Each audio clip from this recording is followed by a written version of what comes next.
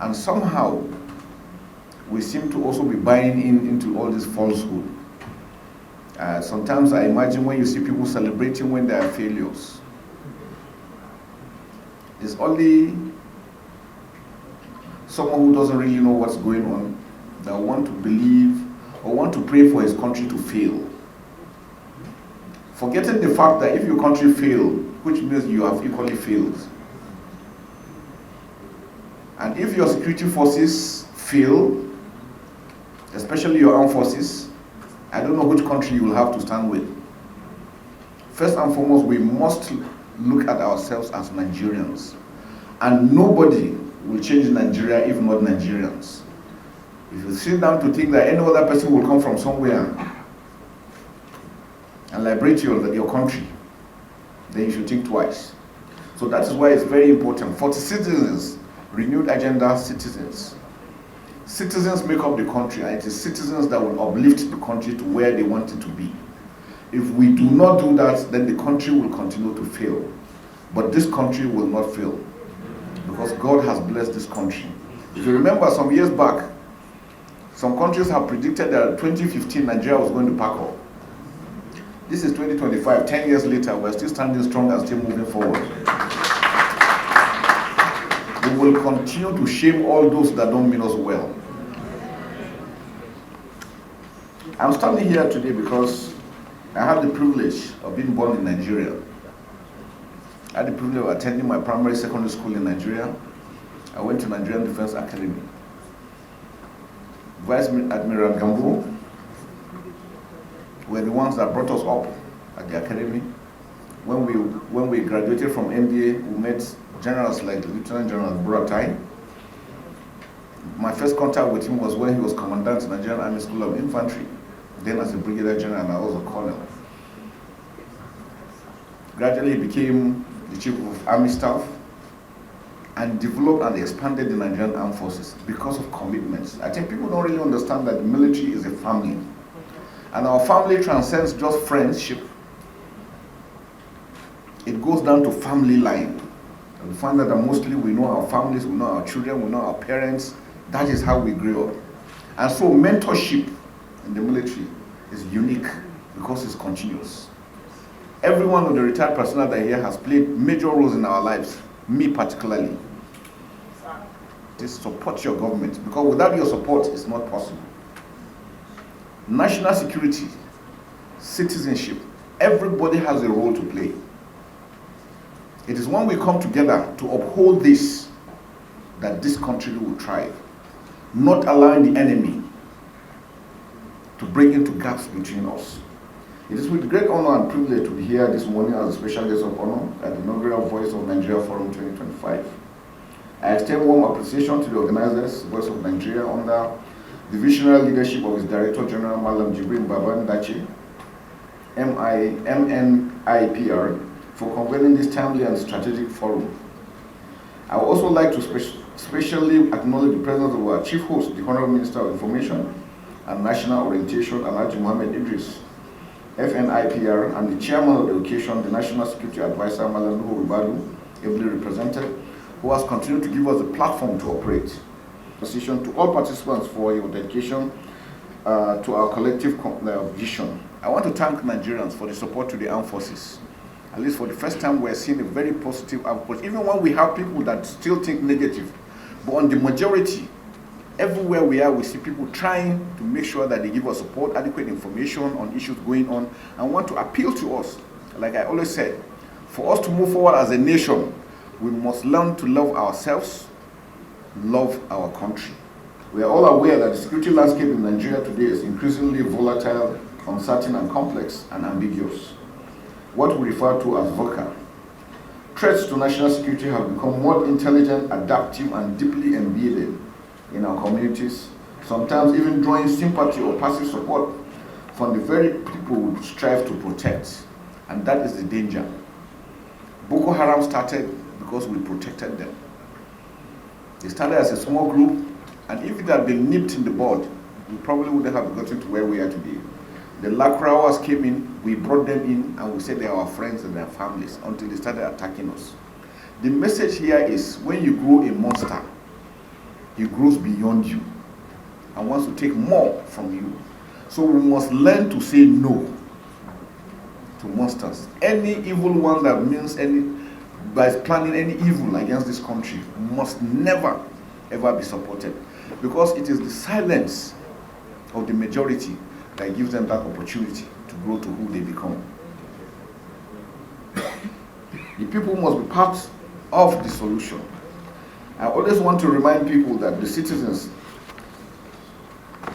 that the terrorists survive within the communities. If we allow them, they will thrive. If we disallow them, they will never survive. First and Second World War was very clear.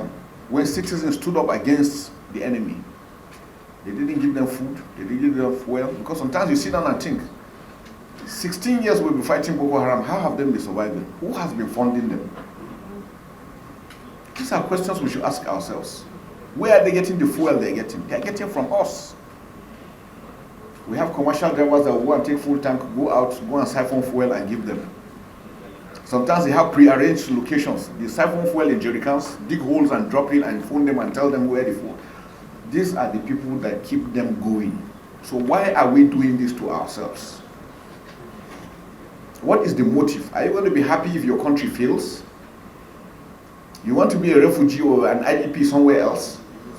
Those are questions we must be able to ask and answer. This is why forums such as this are invaluable. They provide a platform for citizens to receive first-hand information from government and security practitioners. Such transparent engagement not only build trust, but also counter the void often filled with misinformation, disinformation, and propaganda.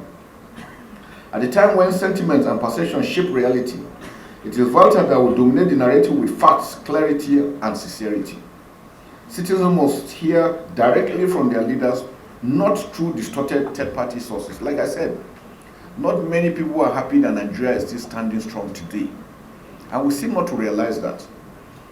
A lot of people wish us bad, wish that we have disintegrated for their own selfish interests, and we must not allow that.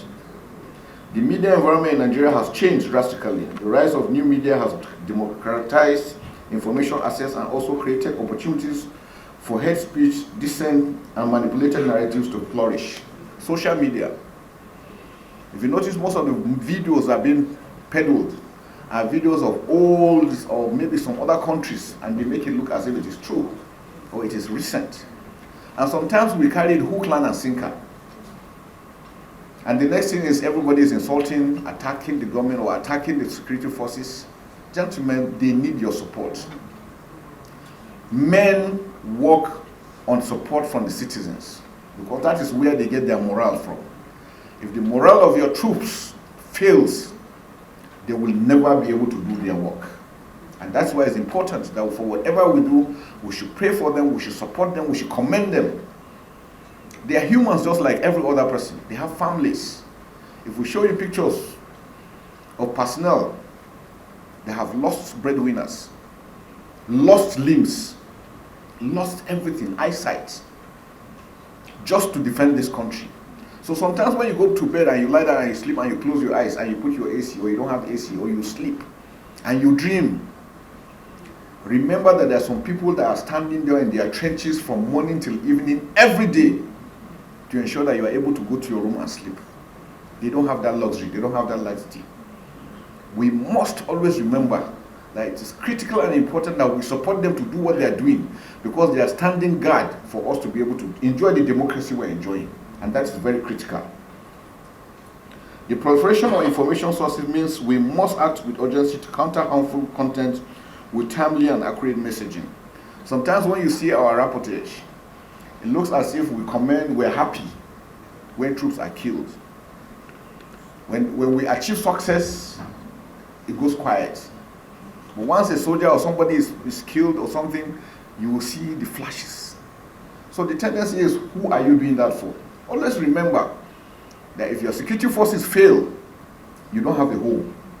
You'll be a refugee in somebody else's country. And I don't know if that is what you are praying for. So we must ask ourselves those questions. We in government and the security agencies must seize opportunity, conventional and digital media as tools of truthfully informing Nigerians about security development, especially during times of crisis. And that is why, since we came on board, we have been open. We have never shied away when we make mistakes. We allude to it and we make a redress. We take action and try to prevent in future, because we are human beings. The good, the bad, and ugly exist everywhere. And remember, we recruit for the society. So we're not recruiting angels. We are recruiting Nigerians. So they will come with the baggage. But the system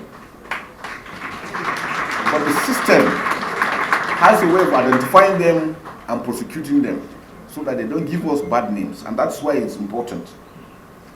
Nigerians are about security, especially during times of crisis, of course. Such communication must be weighed against what is permissible under national security.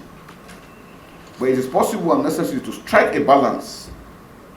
Sometimes when you get information and you divulge so early, you might be aiding the enemy unknowingly, thinking that you are looking for front page news so that your editor will give you probably extra bonus when you are selling your country.